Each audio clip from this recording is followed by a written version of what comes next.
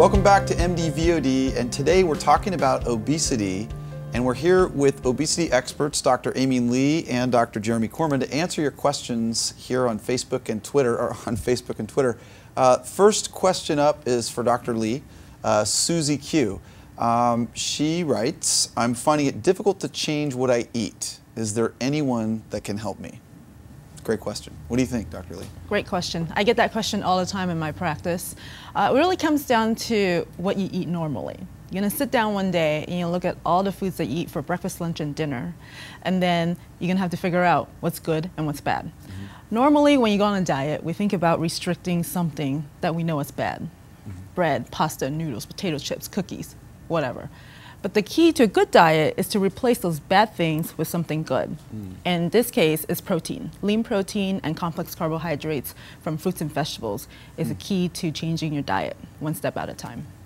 So that's a great point. It sounds like we should take a food sort of inventory, like how much and what we're taking in. That's a great point about replacing the bad stuff with the good stuff. Next question is Rebecca Florence. This is for Dr. Corman. Does my lifestyle during pregnancy and early motherhood increase the risk of my child being overweight?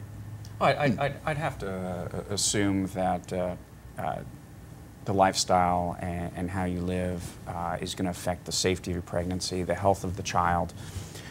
The weight gain in pregnancy can have an outcome on the child. So if you want the best for your child, I think the old paradigm of, well, I'm pregnant so I can eat whatever I want, that I assume is out the window, and live healthy for the best outcomes for your baby. It's great advice. Next up, we'll take this, Dr. Lee.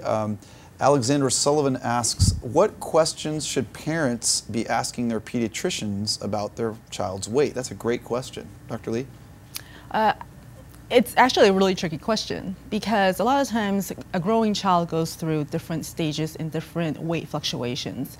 So it's not necessary that you have to put your child on a diet when they're 8 years old and in the 95th percentile when the pediatrician measures that. You sort of have to gauge how the child grows, and that's why it's important for you to take your child in on a regular basis to see the trend at which he or she is growing. So that's one key point.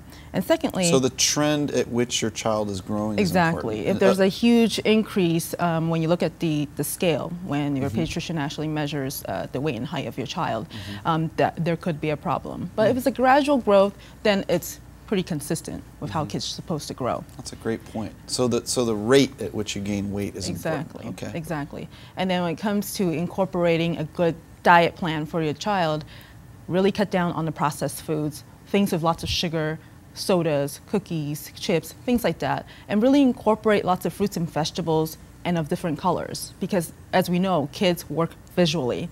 If they see oranges, they'll start relating oranges to everything orange. And little tricks like that actually would increase the likelihood that your child will eat more fruits and vegetables. That's great advice. My next question is actually, I'm going to ask it to both of you. How does insurance cover costs, let's say for a consultation for you, Dr. Lee, and then medications that might be prescribed to lose weight? Things are changing rapidly. 2 years ago when I started my own private practice, no one was paying me for really a good nutritional consultation. But ever since, there's been a lot of obesity talks in the media, and things are changing quickly. In the past year, insurance, a lot of the PPOs and even Medicare are now paying me to give nutritional consultation at 40 to 50 minutes at a time, and they pay me for follow-ups as well. So someone's listening, and I'm glad that I'm in this time frame now. Well, that's great to know. So remember, insurance most of the time will cover consultation with an expert like Dr. Lee to help you with your diet, exercise routines, and even medications if indicated. And Dr. Corman, when someone is referred to you as a weight loss surgeon, bariatric surgeon, does insurance typically cover your consultation and the surgery? Yeah, insurance does. It sounds like we've been more fortunate than our medical colleagues in being reimbursed Medicare and other insurances. So the typical Medicare does cover consultation, does cover surgeries that we've talked about.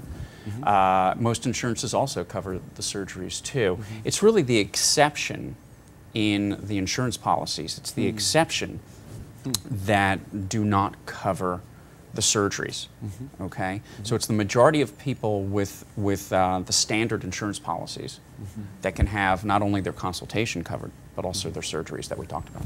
Wow, so great advice. Both medical and it sounds like surgical therapies available for obesity are covered most of the time, and you know, it should be motivating, hopefully, to many that this is something that people are more aware of, because we can make a dent. We always say, you know, an ounce of prevention is worth a pound of cure. I want to thank you so much, Dr. Lee and Dr. Corman, for joining us on MD-VOD. That was an outstanding discussion about a really important subject. If you missed any of today's show, please go to emPOWERme.tv at MD-VOD to learn more about obesity. Thanks so much.